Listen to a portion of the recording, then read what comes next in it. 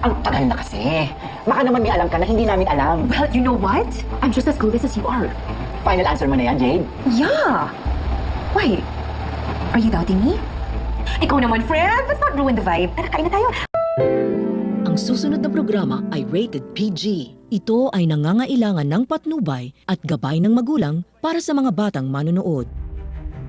Patindi na po ng patindi ang mga eksena, maging ang kaganapan na ating pagkatutukan at ating rin naman niyang pagkasubaybayan dito lang sa ating pinagkakatutukan at pinagkakaabangan tuwing hapon na Mami Dearest. Simula pa lang din kasi ito na ito nga rin naman kasing si Arling Ligaya ay makakatakas na sa mga kamay nga nitong si Jade at dito nga din hindi sasayangin nitong si Arling Ligaya ang pagkakataon maging ang harapin din itong si Olive para sa ganon ay gulatin nga rin naman ito dahil wala nga rin naman kasing kaalam-alam itong si Olive na nakatakas na nga itong si Arling Ligaya at hindi na nga rin naman kasi mapipigilan pa.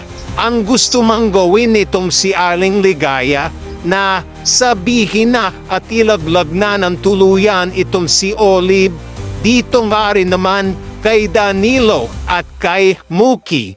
Hindi nga rin naman kasi makapaniwala itong si Arling Ligaya na ang kanyang sarili mismong anak ang gagawa nga nito sa kanya na pahihirapan siya at tila hinostage nga itong si Arling Ligaya at wala nga rin naman kasing kaawa-awa itong si Olive basta magawa nga lang din naman ito ang kanyang plano at ito nga rin naman ang makuha nga itong si Danilo maging itong si Muki. Simulan pa lang din kasi ito na hindi na nga rin naman kasi magdadalawang isip pa itong si Arling Ligaya at dito magpapakita na rin naman ito at magpaparamdam na dito nga rin naman kay Olive at sa kanilang paghaharap ikakagulat na nga lang din naman nitong si Olive ang kanyang makikita dahil dito nga din naman sasabihin nitong si Arling Ligaya sa kanya na alam mo Olive, alam na din nila ang totoo ngayon. Huli ka na para pigilan pa ako na sabihin sa kanila ang sekreto mo. Dito wala na rin bang magagawa itong si Olive na ating pagkakaabangan?